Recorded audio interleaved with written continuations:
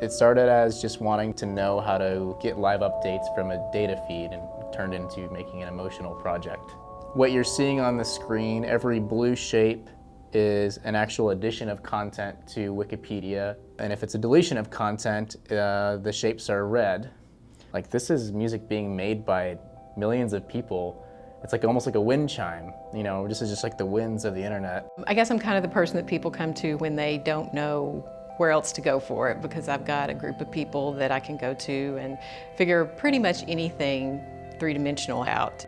This was Bridgestone's campaign for using performance balls. They needed prototypes in 2 weeks, but there's always a way to get it done.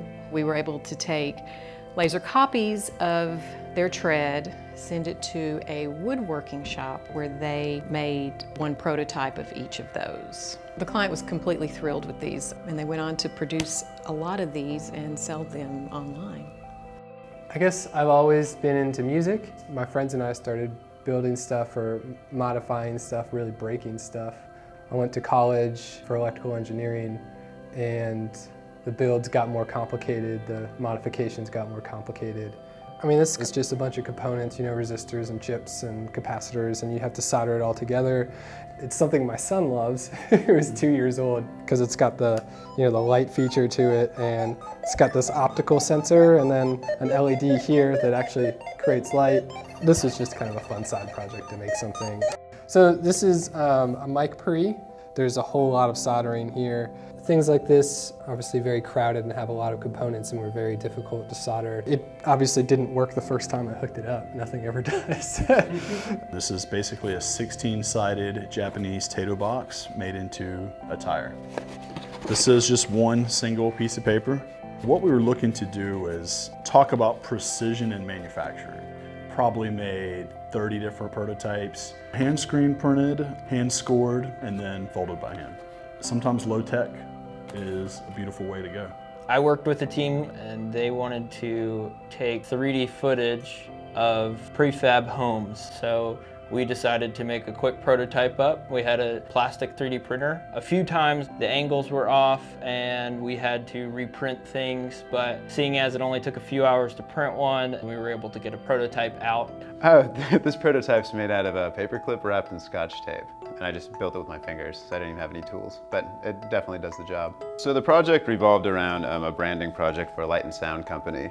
And with that, we were looking at logo ideas and seeing, since they use lighting system, complex lighting systems, if we could somehow create a logo for them that could exist in three-dimensional space. From initial sketch, the idea being not only something that they could build with lights, but it also is reminiscent of a repeating sound wave that sort of like goes full circle. I guess I learned the value of thinking three-dimensionally when branding, and how it's not necessarily a two-dimensional art anymore. I made a card game, and it's more like chess, but it's chess with cards. I printed game cards out on my printer at home, and then it worked, but it was a little awkward. So when you had 5 cards in one place, if you touched it wrong, it got out of order and you had to fix it first. One of the testers suggested that we use a paperclip to hold them together, and it revolutionized the game. It's easy to understand, it's easy to catch on, and everybody who's played it since gets it quick. LP has a product called Tech Shield, and they had a demonstrator that they used internally, and they wanted to pretty it up so that dealers could show that the Tech Shield is a better product and that it actually does reflect the heat from your attic. During the prototyping, we actually had the engineers from LP come in, and they worked with the fabricator who was doing the prototype to make sure that everything was positioned correctly so that it worked right. And then after the prototype, we went to production.